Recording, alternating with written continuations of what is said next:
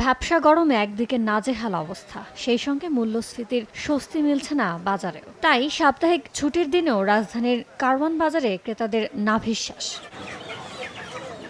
সপ্তাহ ব্যবধানে ডজন প্রতি ডিমের দাম বেড়েছে 10 টাকা। লাল ডিম 140 টাকা আর সাদা ডিম বিক্রি হচ্ছে 130 টাকায়। বিক্রেতাদের দাবি, চাহিদার তুলনায় পর্যাপ্ত সরবরাহ বাজারে নেই।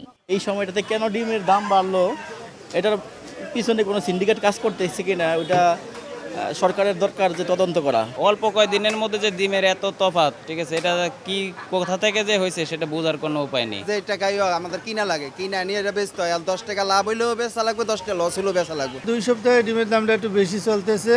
স্বস্তি নেই দানাদার পণ্যের বাজারেও। সপ্তাহ ব্যবধানে চিনি, খোলা ময়দা, আটা কেজিতে 5 টাকা বেড়েছে। এলাচের দাম বেড়েছে কেজিতে 400 টাকা। ক্ষুব্ধ ক্রেতারা। আজকে বাজার করলাম, বাজার সবকিছুর দাম বেশি, বিশেষভাবে তেলের দাম বেড়েছে। তেল 200 টাকা লিটার নিচ্ছে।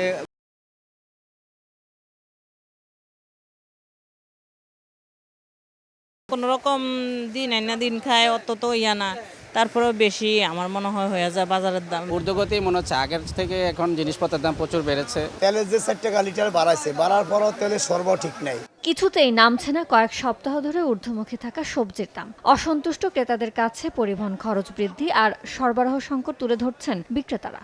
সব জিনিসপত্রের দাম অনেক ঊর্ধ্বগতি, বিশেষ করে সবজি। আমরা যেই পরিমাণ টাকা পাই, ওই পরিমাণ টাকা দিয়ে 15 দিনও চলে না। 2-3 দিন বৃষ্টি আসার কারণে সবজি কিছু নষ্ট হয়েছে, ফসল, এই কারণে সবজিটার দাম কিছু নষ্ট হওয়ার কারণে দাম বেশি। তবে এখন পর্যন্ত অপরিবর্তিত ব্রয়লার মুরগির দাম বিক্রি হচ্ছে 170 টাকা কেজিতে। ইয়ানুর শিফাত, সময় সংবাদ, ঢাকা।